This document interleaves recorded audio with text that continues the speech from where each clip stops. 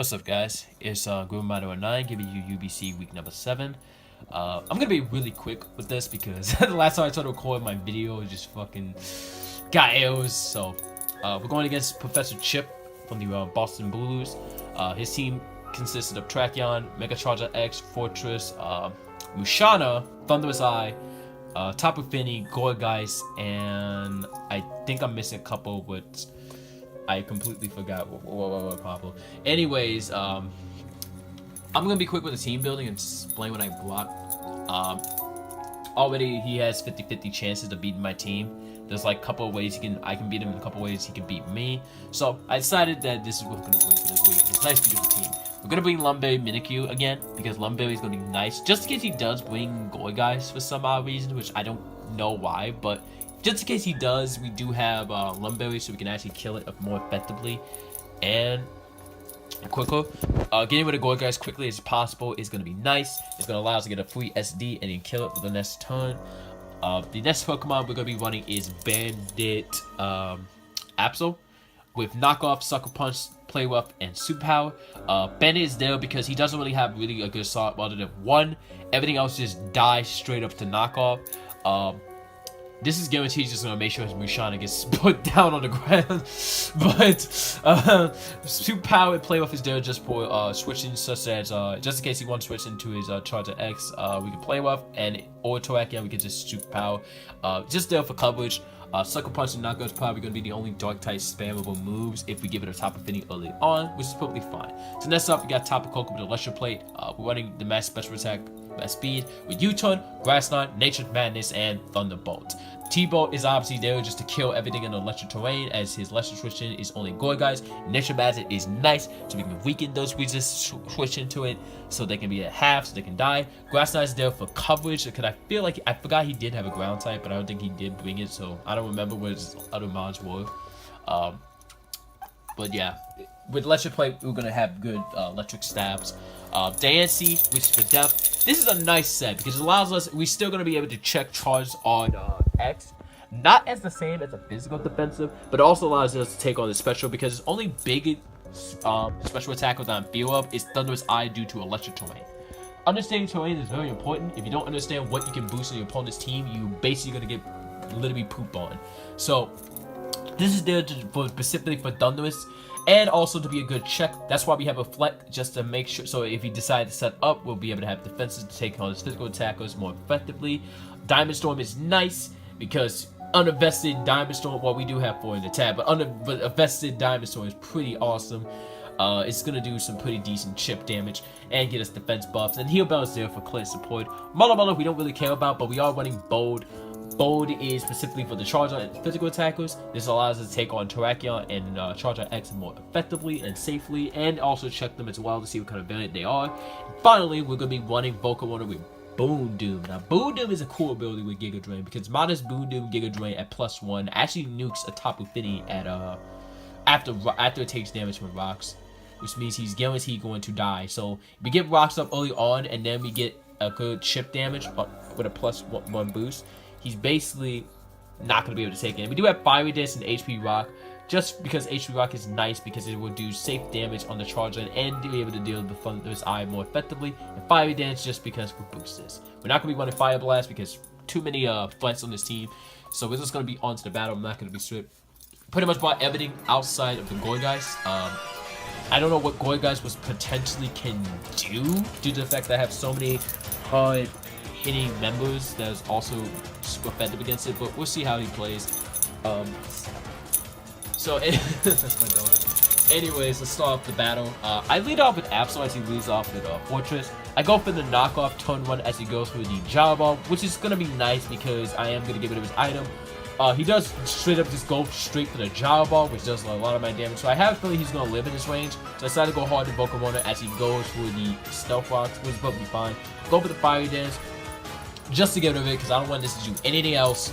I don't want to have Rock Slide or some weird crap, so I'm just gonna kill it. I double switch out into my Muller because I feel that he could be Scarfed or Sash, so there's no point in me setting up as I do show that he did like 20 so it could be potentially Scarfed, which he is Scarfed when I reveal at the end. I go out into my Tapu Koko as he double switch out into his Thunder, which is a good play on his part. Actually, no, I think I did double switch. But he decided to go out to Goy guys as I U-turn. Because I knew this thing was going to come in. This is the only switching that can take on electric in a way. Actually, in the electric terrain. So I go for the SD. Knew he's going to Willow. I want to get rid of this thing as quick as possible. Because even if he did bone me, I still have Dancing with Heal Bell. It's going to be a 2-hit KO because it does show he is the physical defensive. So even if he is burned, I do have a clinic, which is nice. I'm glad I had a clinic in this fight because it actually came very, very in handy.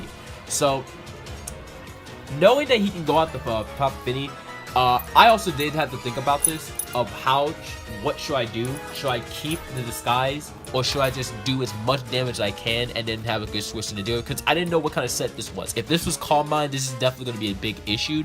Calm Mind is actually a very scary set versus my team, because we don't really have a lot of ways we can actually really deal with it. Even if we did have Bone Doom, it's not going to kill. It's going to easily eat it up like around 30 to 40.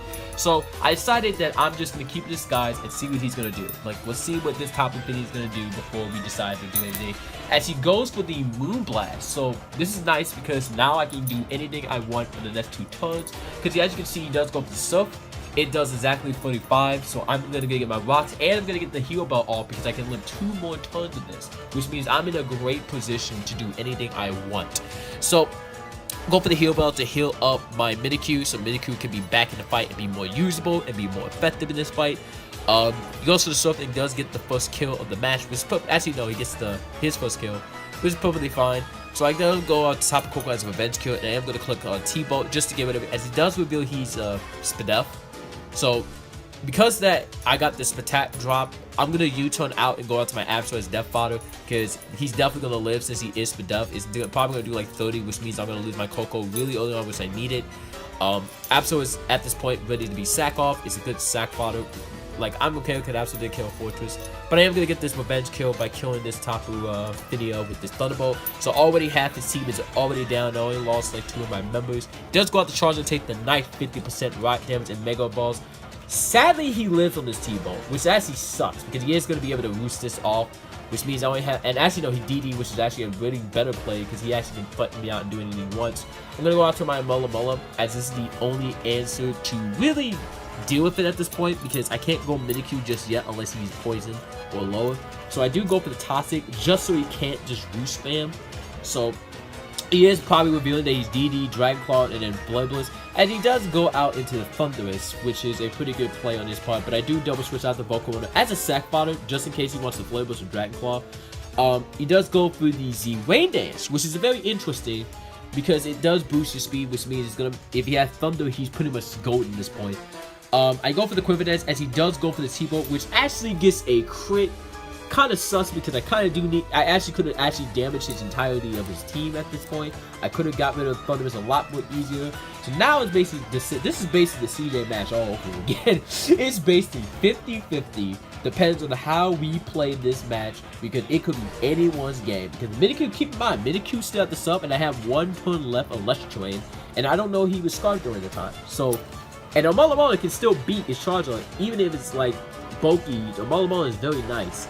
Because all I have to do is weaken charge on low enough to the point where Toxic kills it, and if he touched me 1 turn, he's dead. So it all depends on how I play this game, because he could win with Spark Terrakion and win. So I go out to Mimikyu, and I feel this was a huge, probably made it 10 times easier. Harshly down at Thunderous instead of breaking the substitute. It would have been fine, because as long as he can break the sub, he can honestly easily revenge with Terrakion at any point of the match, because Mimikyu has no good solid defense, and I'm at my bulky. So, because he switched out and let his charger take so much damage, plus Toxic, plus a stab play rough, it's gonna die to Shadow Sneak. It's guaranteed to die to Shadow Sneak, instead of just letting his, breaking the sub, because breaking the sub is more important. I wasn't gonna SD at this point. So now he has to go out to his Choice Scarf Terrakion. The only way he could possibly come back is unless he gets a flinch. But sadly, he does not get the flinch. I am going to get this massive play-up damage off. Thank God I connected. And he is going to be in range of dying to the Shadow Sneak. And now it all comes down to what can he do. He decided to go for the T-Bolt, which does exactly 61%. I feel like that was a roll. And he's going to end up dying to the Shadow Claw plus Shadow Sneak. And that's going to be game. A lot of like close calls. I could have been easily swept. if the Thunderous would have broke the sub, like Scar Terrakion was honestly going to be game changer. It was fine. I wasn't too really bad on the crit, but it's probably fine. GG to Blue to the clip. I'm sorry if I'm stuttering. But anyways, before I end off the video, I hope you guys enjoyed the new intro. It's gonna be used for the entirety of the rest of the league and probably any of my videos, so it's pretty awesome. Just a simple video. Make sure you all watch his perspective. He's a really good battler. Hopefully he has a chance to get in playoffs, because he still has a chance to be in playoffs, so we have a chance to play him again, because this team is pretty awesome. Make sure you guys check out the rest of the guys' battles and perspective. That's pretty much it. This is Grandma 9, and I'll see you guys another time. Peace.